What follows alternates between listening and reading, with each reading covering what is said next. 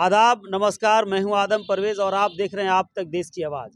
बिहार में बहुत सारे प्राइवेट हॉस्पिटल हैं, सरकारी हॉस्पिटल हैं, उसके बावजूद भी यहां पर इलाज की व्यवस्था ठीक नहीं है। यही कारण है कि यहां से लोग दूसरे राज्यों में जाते हैं और इलाज कराते हैं, जैसे कैंसर है और भी बहुत सारी बीमारियां हैं। भेलूर जाते हैं, बॉम्बे जाते हैं, दिल्ली जाते हैं और ना जाने कहां कहां जाते हैं। इसी व्यवस्था को ठीक करने के लिए ऑल इंडिया प्रोग्रेसिव ग्रुप के लोगों ने आज एक प्रेस कॉन्फ्रेंस किया है और कल श्री कृष्ण मेमोरियल हॉल में बिहार के स्वास्थ्य मंत्री श्री सम्राट चौधरी जी पहुंचेंगे और उनके समक्ष कई सारी बातों की परिचर्चा होगी। आइए क्या कह रहे हैं ऑल इंडिया प्रोग्रेसिव ग्रुप के सभी लोग, सुनते हैं। साथियों, कल का कार्यक्रम के मुख्य अतिथि होंगे बिहार सरकार के उप मुख्यमंत्री श्री सम्राट चौधरी जी, जिनके सामने शिक्षित, स्वस्थ,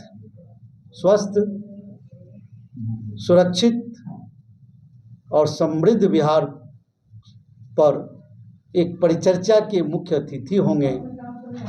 पूरे बिहार से, बिहार ही नहीं कमोबेश मैं कह सकता हूँ, इस ग्रुप और जो हमारे बुद्धिजीवी साथी हैं कुछ दूसरे प्रांतों से भी आ रहे हैं। सब लोग आपस में मिलकर इस पर एक बड़ा सा परिचर्चा करेंगे, उस पर मंथन करेंगे, चिंतन करेंगे और उससे जो एक उभर कर जो निचोड़ आएगा, उस निचोड़ पे हम लोग संकल्पित होंगे और उस संकल्पित होने के साथ माननीय मंत्री जी को अवगत कराएंगे। अवगत तो कराएंगे ही, अब उस पे माननीय मंत्री जी का हम दृष्टिकोण भी जानना चाहेंगे, इसलिए भी कि ऐसा अभी बिहार में दिख रहा है, सम्राट हैं तो संभव है।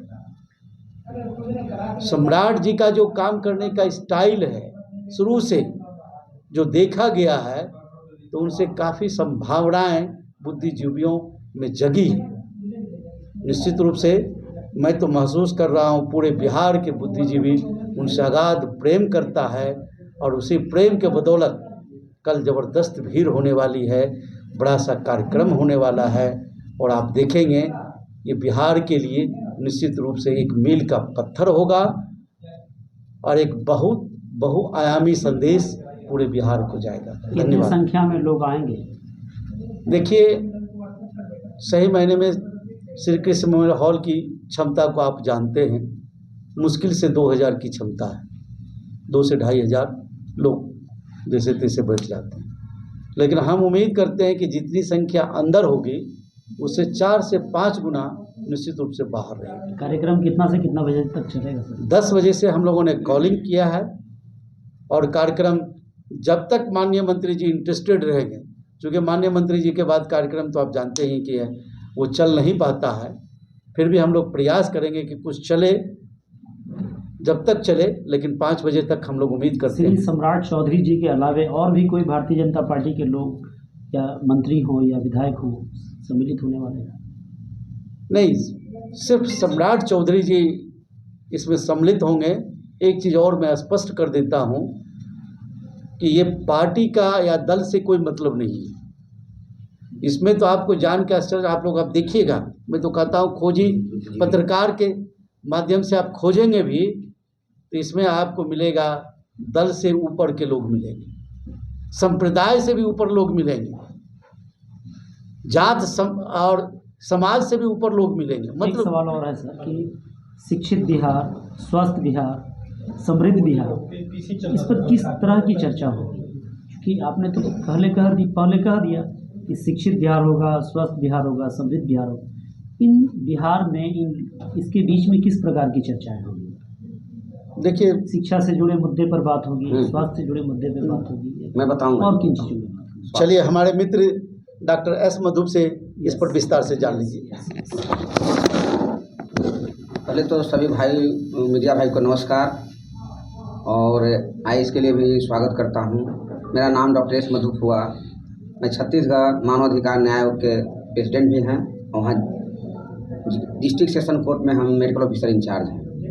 मैं प्रशासनिक कार्य करते हुए सामाजिक कार्य भी करता हूँ। हमारा ऑल इंडिया प्रोग्रेसिव ग्रुप जो है पूरे ऑल इंडिया में काम करती है, सामाजिक काम करती है, कोऑर्डिनेशन का काम करती है।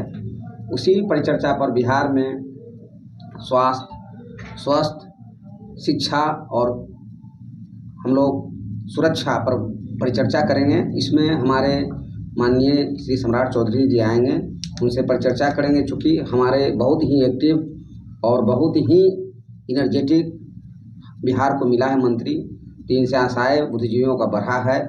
हमारा समाज के अंतिम पंक्ति में लोगों का भी बहुत अपेक्षाएं हैं और हम लोग खास करके गांव घर के जो अंतिम पंक्ति में खड़े लोगों को हम लोग हेल्प करते हैं, मदद करते हैं।